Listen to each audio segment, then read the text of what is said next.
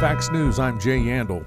6 states held primaries yesterday. Donna Warder reports on California. California Democrats are facing some challenges despite their redrawn congressional map. In California's primary, the 2 top vote getters advanced to the general election regardless of party. In suburban Sacramento, 1 independent, 1 Republican, and a host of Democrats are still fighting to make the ballot, but so far only 1 Democrat is in the top 3. In Los Angeles, Democratic Mayor Karen Bass advances to a November runoff in her bid for re-election.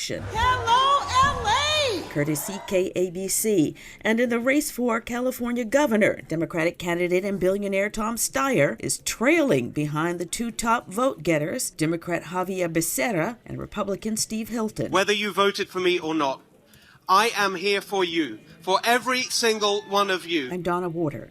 Responding to a bomb threat, police in Bakersfield are negotiating with a man holding hostages. At this moment, everybody is safe. The suspect or subject involved in this is contained inside a room with a number of our community members. Kuwait briefly shut down its major airport Wednesday after Iranian drones heavily damaged a passenger terminal building, killing an Indian national and wounding dozens.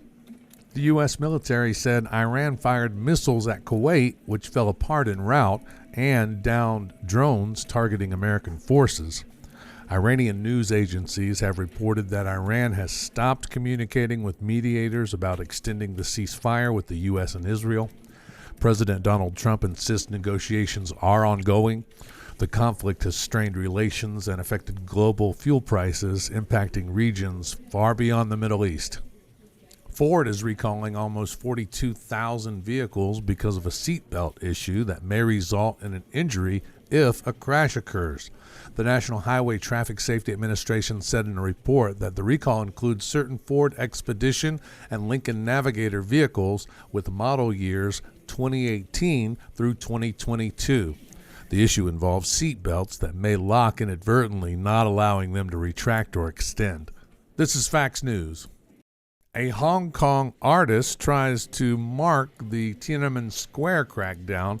He was quickly stopped by police. A performance artist has tried to display a thin red thread in downtown Hong Kong to remember the victims of Beijing's 1989 Tiananmen Square crackdown, 37 years on from the event, in the latest sign of the city's shrinking freedom of expression. Samuel Chen had tried to tie the red thread to a street signpost in Causeway Bay, close to the park, that for decades had hosted an annual candlelight vigil on June 4 to mourn the victims. Police officers stopped Chen, halted his move and searched his bag before letting him go through. When leaving the area surrounded by media, Chen says, "Whenever you speak out or do something, you'll be watched. This is not a very abnormal situation. Hong Kong was for decades the only place in China where a large-scale public commemoration of the crackdown was held." I'm Charles de Ledesma. Britain's Royal Navy says 3 of its members died in a helicopter crash in southwest England. President Volodymyr Zelensky says the long-range Ukrainian drone has struck an oil terminal in the Russian city of St. Petersburg. The drone set ablaze an oil terminal on Wednesday. The attack comes just before the Russian city hosts an international economic forum where President Vladimir Putin is scheduled to speak. The drones flew more than 1,000 kilometers or 600 miles before hitting the terminal. The strike is seen as an embarrassment for Putin, especially after scaling back last month's Victory Day parade because of drone attack fears.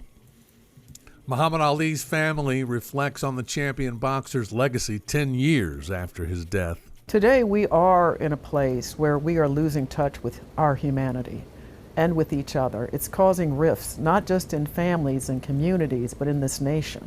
We're becoming increasingly polarized and separated and sort of retreating to people who think like us, look like us, and not really reaching out. Lonnie Ali, Muhammad Ali's widow and director of the Muhammad Ali Center.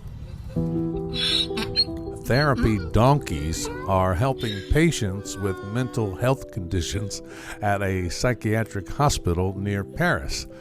The program offers weekly sessions where patients walk and care for donkeys. Patients say the interaction provides relief similar to medication. The sessions are free.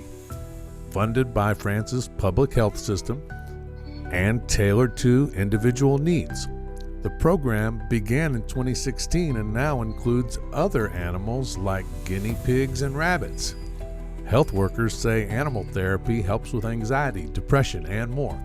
The founders of the program seek scientific research to formally recognize its benefits.